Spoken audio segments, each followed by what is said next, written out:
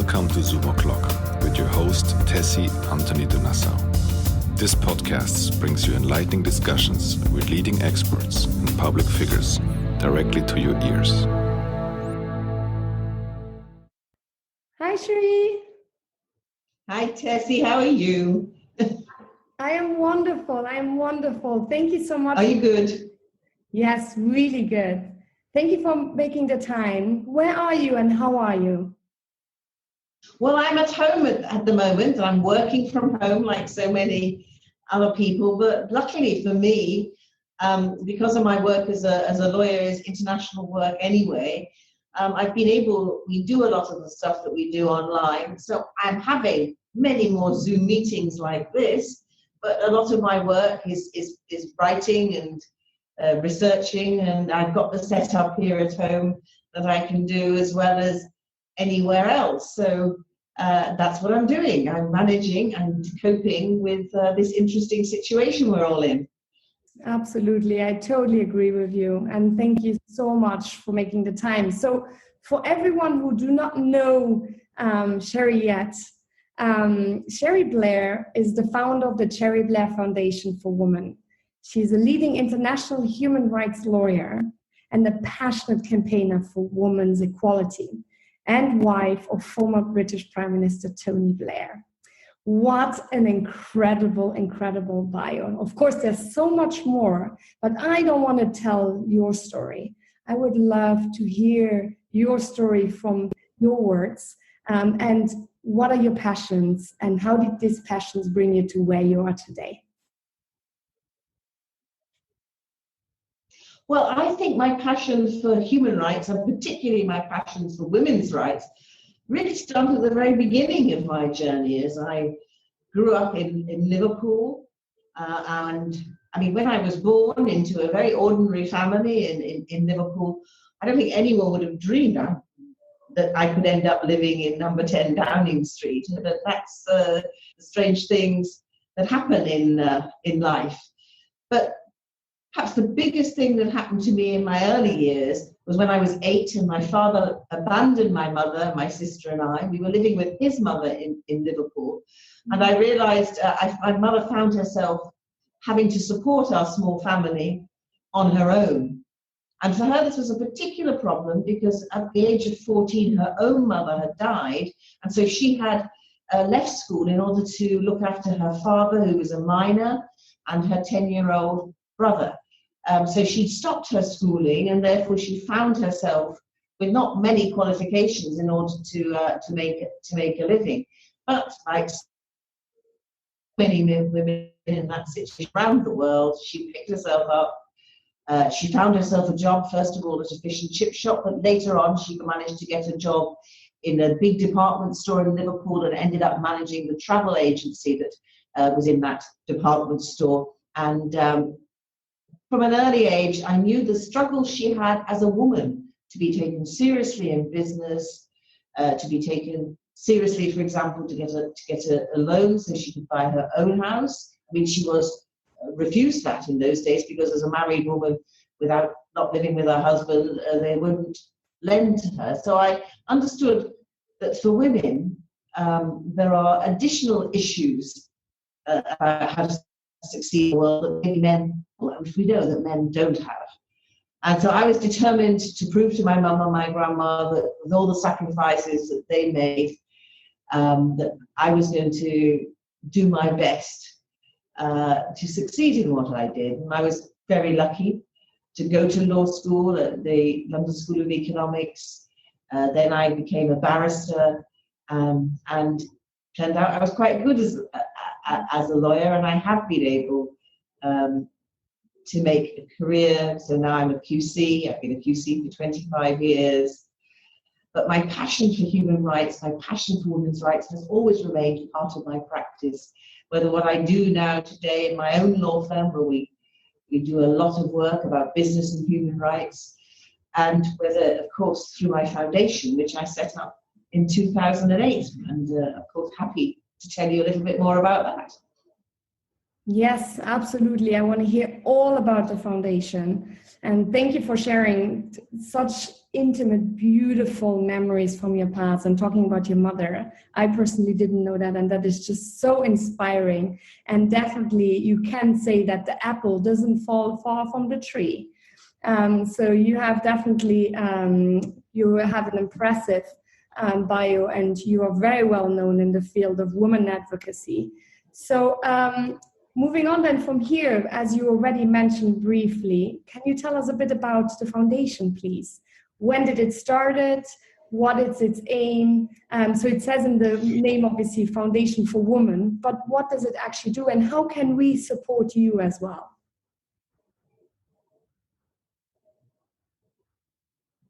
Well, the foundation really came about from a number of things. Firstly, of course, obviously my own experience, because as a barrister, I am my own small businesswoman, if you like. And so I had learned through the 80s after I got married what it was like to be a working mum. At the time then with 3 children, and then when we moved into Downing Street, of course, 20 years ago, he's going to be 20 very soon, we had the first child born to a serving Prime Minister in over 100 years, 150 years actually.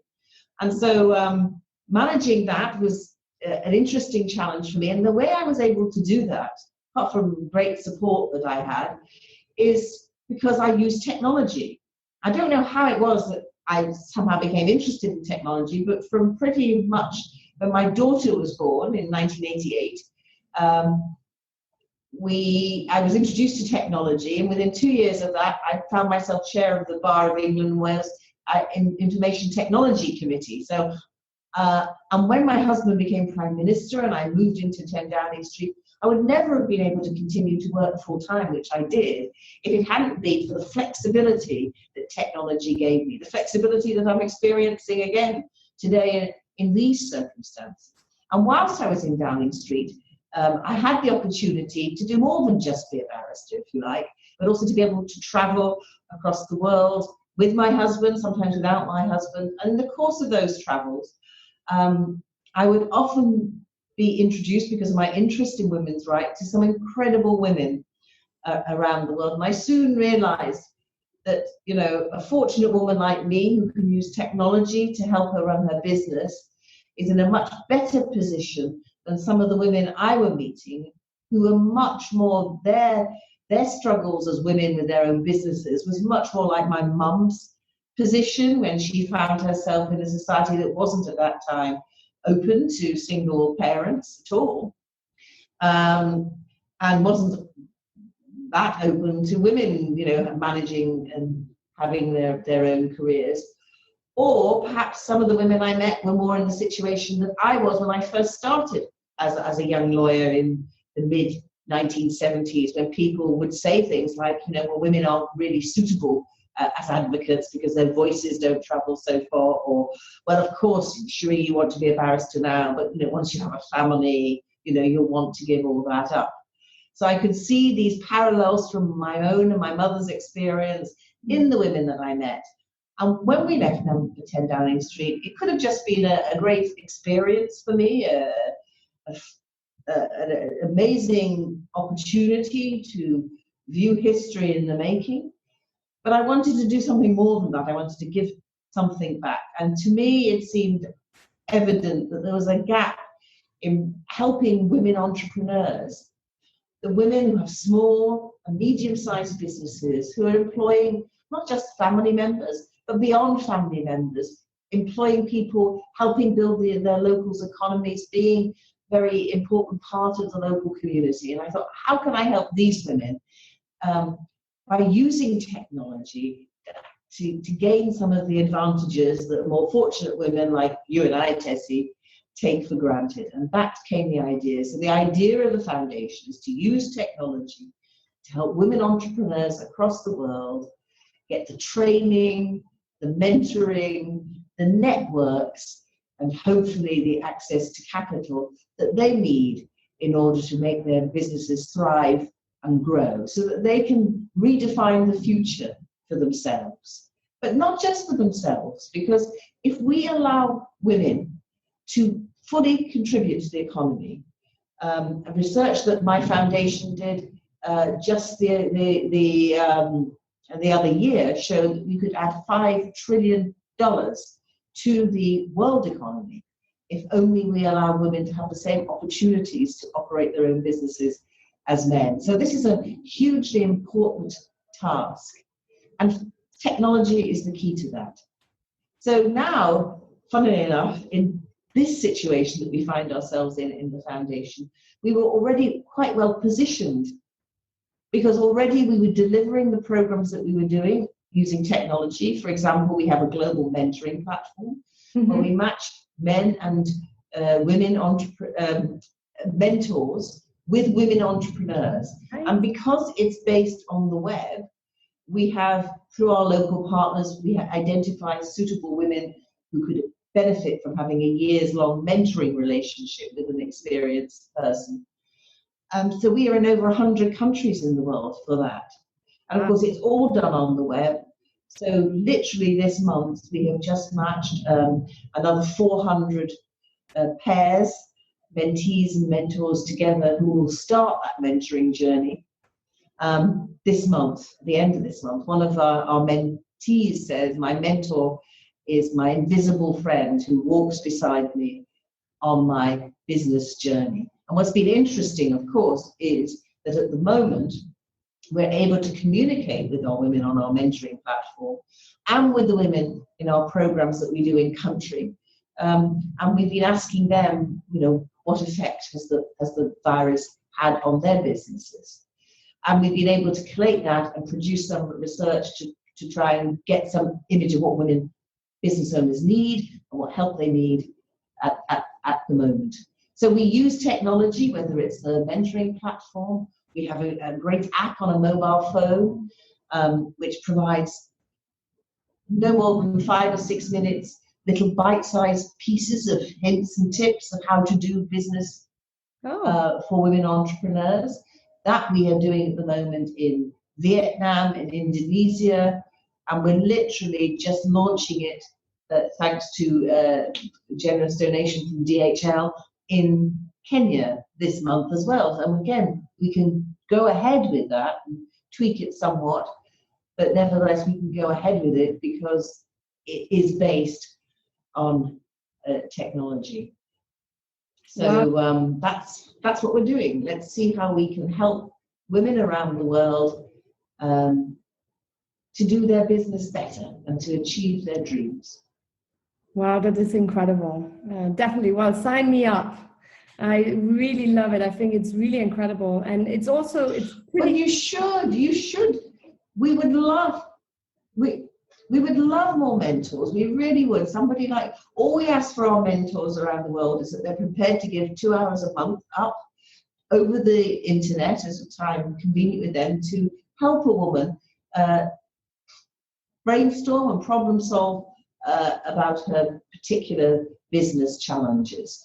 And we ask that our mentors, who we train in the best way to be a mentor, that they have at least 7 years experience in business.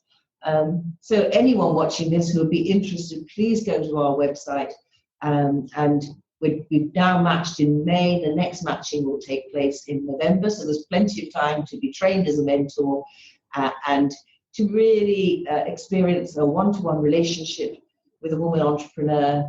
Most of our mentors, when we ask them what they've most got out of the relationship, is a sense of pride in what the women they've been helping have achieved, and also how much they themselves have learned, what they've learned about themselves and what they can do. Because for many people in business, you specialize, and there's lots of other talents that you might have, but you don't necessarily always use them at work. With our women entrepreneurs, this enables you to discover some of your talents as well. Wow, that's amazing. Well, yes, definitely. And, it's such little time to give, and it has such a great impact. I'm sure that after people watching this video, that you will have definitely some people being interested in working with you, because I think it's so needed. And it is just so, as you say, rewarding as the feedback you got. It just gives so much back to the mentor as well, to really put back in practice what they have learned from other people too. We are where we are also because of other people, and I think it's important to give back. So thank you so much for that. The time has run out already, believe it or not. Already? I know. I just looked at the clock. I'm like, it's almost impossible. So I have a last question to ask you before you leave. We're in times of lockdown. There's so much happening. Yet we have so many blessings in our life. There's so many beautiful things too. What do you have to share? What do you want to share with the people listening to this video at this moment in time? Well, the thing that comes over, especially since we've been communicating with our women entrepreneurs, is the incredible resilience of women.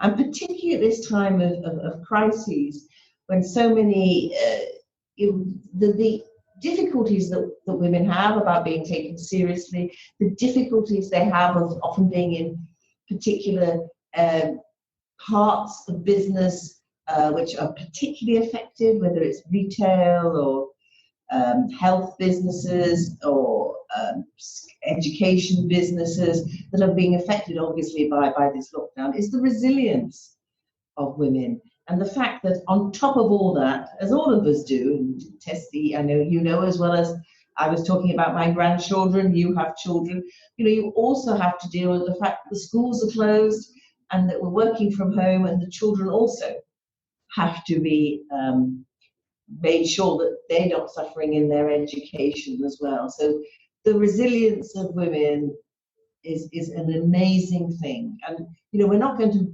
be able to get the economy recovering properly without building on that resilience and ensuring that as a result of this lockdown, the bad impact of that isn't felt disproportionately by women. Because we know, don't we, that so many of the businesses that are closed and are now under threat of possibly not being able to reopen are industries where women are concentrated.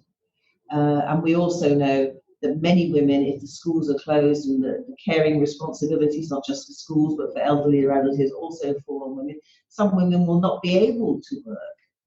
And so we need to ensure that when the recovery comes, that we have got ourselves in a position where actually the change will benefit women equally, if not more so than men, so that we can build that better, more resilient world that we look forward to in the future. Wow, powerful words, and I agree with you entirely. Thank you so much, Cherie, for your time. I really appreciate it, and we keep talking offline, and I would love to work with you, so count me in. And then I wish you... Absolutely. Thank you. I wish you a beautiful rest of the day. Keep in touch. Keep in touch. Take care. Thank you for listening to this Zoom O'Clock. We hope this discussion was insightful and has provoked some new ideas for you. Please share and subscribe. If you'd like to keep in touch with your host, you can find her on Instagram under Tessie_from_Luxembourg and on Twitter under Tessie_DE.